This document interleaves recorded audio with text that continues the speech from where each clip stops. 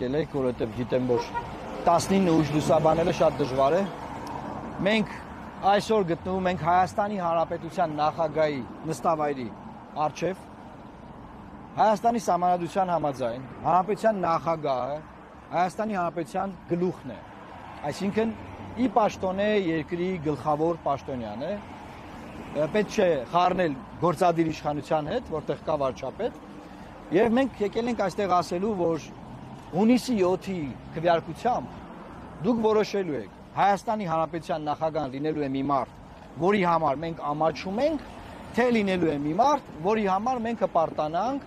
եւ ազգովի տեսնենք, թե նա ինչպես է մեզ ներկայացնում որպես ներկայացուցչական պաշտոնյա, ուշադիր, գործադիր լծակ չունի, ներկայացուցչական պաշտոնյա միջազգային տարբեր հարթակներում։ Մենք չենք ուզում Բրիտանիայի թագուհու դագաղի հետ նկարվող նախագահ ունենալ։ Մենք դա չենք ուզում, սերի այնակիցներ։ Մենք չենք ուզում ունենալ նախագահ, որը Ալիևին, որ տեսնում է, ավելի շատ է գցնում, քան որևէ ադրբեջանցի պաշտոնյա։ Մենք չենք ուզում ունենալ նախագահ, որը ոչ մի հարցով տարաձայնություն չունի գործադիր իշխանության,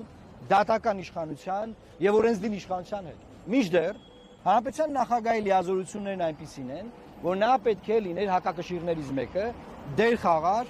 տարբեր նախագծեր չստորագրեր, ուղարկեր սահմանադրական դատարան, իր կարծիքն արտահայտեր եւ ունենար հեղինակություն։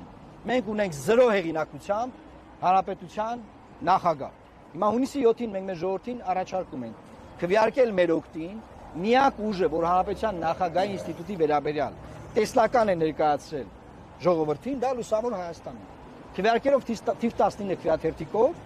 դուք հնարավորություն եք ստանում փոխել այս խայտառակ համակարգ, սա խայտառակություն է։ Ոչ միայն վարչապետն է փոխվում մեր ընտրվելու պարագայում, այլ նաև Հանրապետության նախագահան հաջորդ օրը գնում է տուն։ Եթե ինքը անձամբ հրաժարական չտա,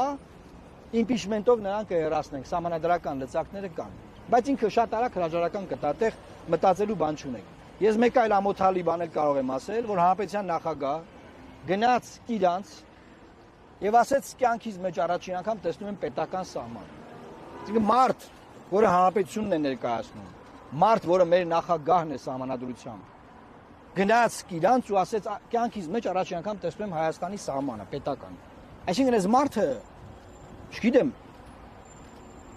ադրբեջանական թեզը վերցրած ասում է, որ միակ սահմանը, որ ունենք, դա է, որովհետև Ադրբեջանը ասում է, որ բոլոր Հայաստանի սահմանները Ադրբեջանի հետ պայմանական են։ Միակ սահմանը, որ պայմանական չի, 12.9 կիլոմետրն է։ Այս մարդը